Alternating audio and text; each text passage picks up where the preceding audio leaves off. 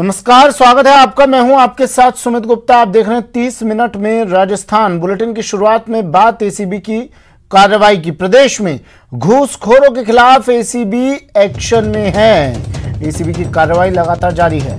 कोटा में एसीबी ने आरआई और एक कर्मचारी को 8,000 की रिश्वत के साथ गिरफ्तार किया, जबकि दौसा में एसीबी के हत्थे 2 बैंक कर्मी चढ़ गए।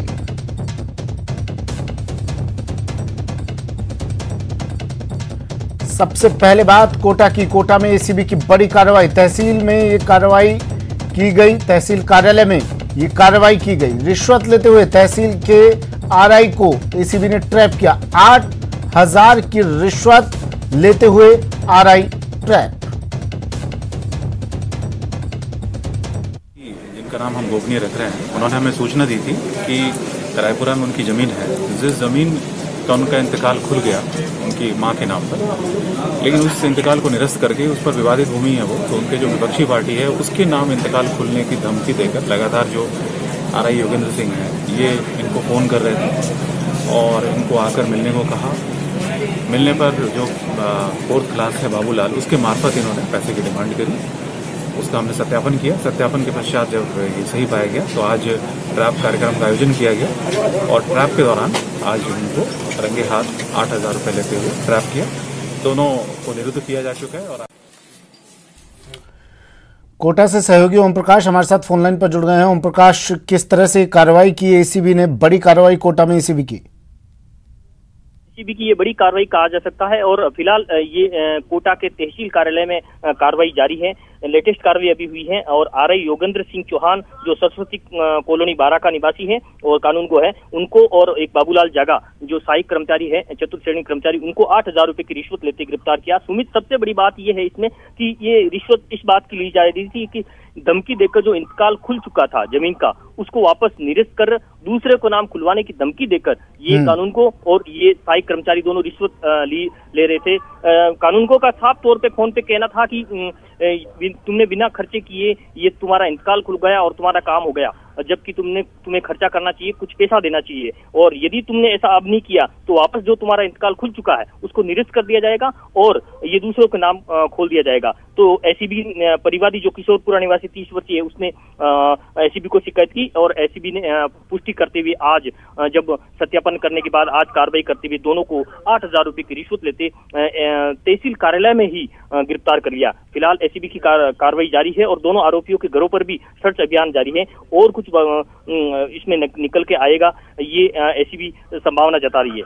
जी, इनका इतिहास क्या कहता है ओम प्रकाश? क्या इससे पहले भी कभी कोई इनके खिलाफ शिकायत इस तरह की पाई गई?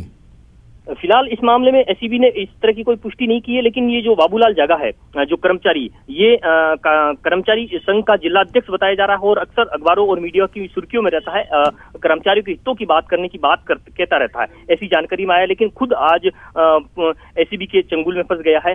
तो फिलहाल वहाँ उनके कुछ साथी जो कर्मचारी है उन लोगों की भी काफी भीड़ लगी है और फिलहाल इनकी पूरी कुंडली खंगालने में एसीबी जुटी हुई है। उम्मीद की जा रही है कि इसमें कुछ और निकल के आएगा, लेकिन ये कहा जा सकता है कि जो काम आराम से हो गया था उसके बावजूद भी धमकी देकर ये रिश्वत लेने का एक अलग तरह का प्रकरण है और फिलहाल एसीबी दोनों आरोपियों को गिरफ्तार कर लिया है और एसीबी का कार्रवाई फिलहाल तहसील कार्यालय में जारी है। जी ठीक है, शुक्रिया ओम प्रकाश तमाम जानकारी के लिए। कोटा में एसीबी की बड़ी कार्रवाई। तहसील कार्यालय में रिश्वत लेते तहसील के आरआई को ट्रैप किया।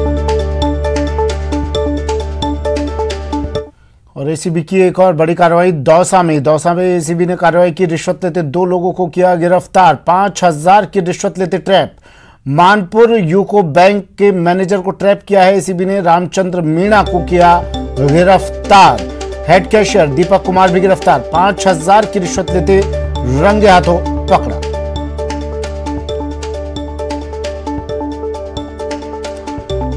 एसीबी की कार्रवाई दौसा में 5,000 की रिश्वत लेते 2 लोग गिरफ्तार। मानपुर यूको बैंक का मैनेजर रामचंद्र मीणा को एसीबी ने किया गिरफ्तार। हेड कैशियर दीपक कुमार भी गिरफ्तार। 5,000 की रिश्वत लेते हुए इन्हें एसीबी ने किया ट्रैप। बड़ी खबर, बड़ी कार्रवाई दौसा में एसीबी की।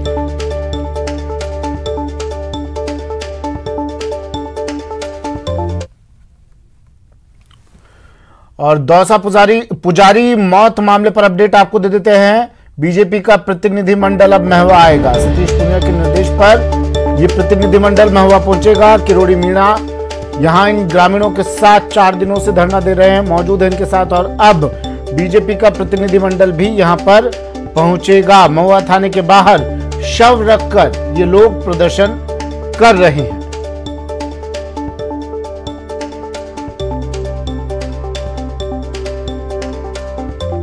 बीजेपी का प्रतिनिधिमंडल यहां पहुंचेगा। सतीश पूनिया बीजेपी प्रदेशाध्यक्ष के निर्देश पर यह प्रतिनिधिमंडल अब महुआ पहुंचेगा। पूर्व प्रदेश अध्यक्ष अरुण चतुर्वेदी, मुकेश दाधीच, प्रदेश उपाध्यक्ष जिला अध्यक्ष रतन तिवारी, सांसद रामचरण बोहरा यहां पर आए थे।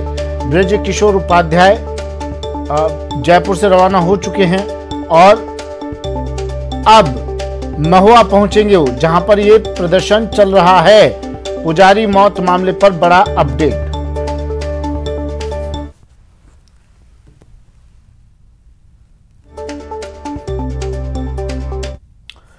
दौसा जिले के महुआ में पुजारी शंभू शर्मा की मौत और दबंगों द्वारा उसकी बेशकीमती भूमि की रजिस्ट्री करवाने को लेकर राज्यसभा सांसद डॉक्टर किरोड़ी लाल मीणा का धरना चौथे दिन भी जारी रहा।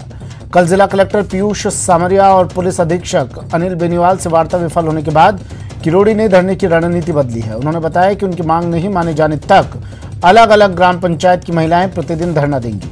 इसके बाद करीब 50,000 लोगों को इकट्ठा करके प्रदर्शन किया जाएगा और सरकार को मांगे माननी पड़ेगी। कलेक्टर एसपी दोनों आए थे, आज संभाग आयुक्त जयपुर के दोनों आए थे। मैंने उनको बता दिया जब तक इस फर्जी रजिस्ट्री कराने वाले लोगों को, आरोपियों को गिरफ्तार नहीं किया जाएगा, मंदिर माफी की जमीन को जो निर्माण किया है उसको ध्वस्त करके मंदिर को उपलब्ध नहीं कराया जाएगा।